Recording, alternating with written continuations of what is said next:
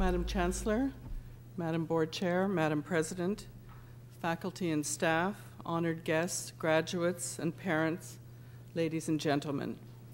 I am deeply honored to receive this degree from a university with such a rich history and one that has been a leader in the education of women. And I am equally honored to be introduced by Senator Nancy Ruth, a friend who has worked tirelessly to promote the equality of women. As she mentioned, I grew up on a farm in Quebec, and my parents impressed upon me, my 4 sisters, and my brother the value of education. Well, 2 of my sisters became doctors, 1 a lawyer, and the other 3 of us, believe it or not, are all accountants. I know my parents would have been very proud to see me receive such a prestigious honor from Mount St. Vincent, just as I know that all the mothers and fathers here today are proud of this year's graduating class. Not to forget, of course, the grandparents. So my congratulations to all of you. Here you are, degree in hand, ready to start your next adventure.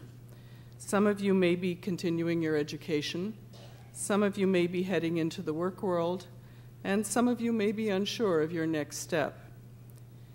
Even if your heart is set on a particular direction, you should expect that there will be a few twists and turns along the way.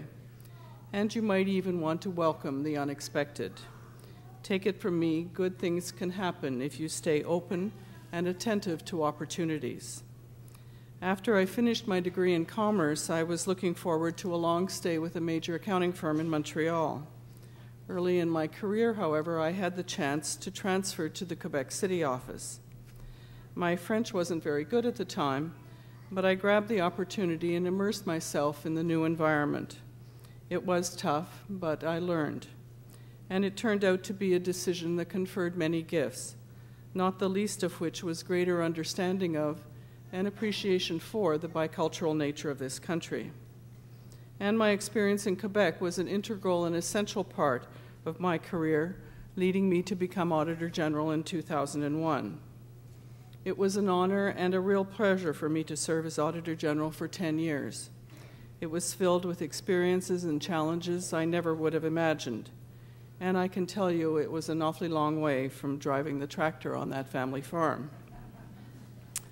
So today I'd like to share with you some of the things that I've learned along the way. First, as I mentioned earlier, I encourage you to stay open to opportunities. I know that some will tell you that you should plan out your career, decide where you want to be in 5 or 10 years.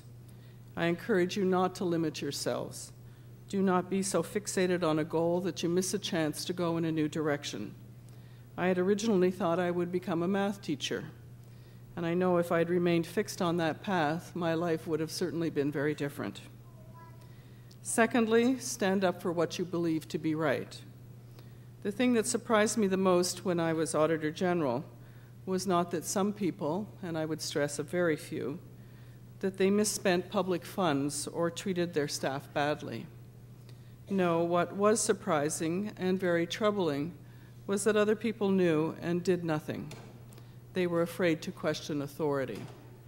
And so during your working life, you may find yourself in situations where the right thing to do is to speak truth to someone in authority, truth that may imply a good dollop of criticism.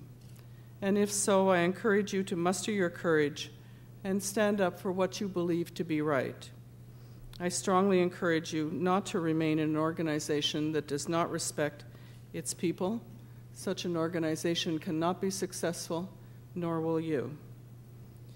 And my very last piece of advice, one that is dear to my heart, always remember to have fun. We all spend so much of our life at work that we owe it to ourselves to take pleasure in our efforts. Work has to have more meaning than a paycheck every 2 weeks. When I started out, I was determined to enjoy my work. I made a promise to myself that if I didn't enjoy it, if I wasn't learning and I wasn't motivated, I would change jobs. And I encourage you to make that same promise. Let me end with one final thought. If you approach your life with the goal of remaining positive and determined, learning all you can, doing your best, holding fast to your values and believing in your own unique gifts, you won't have to wait to find success. You are already successful. My congratulations to all of you, and again, my thanks to the university.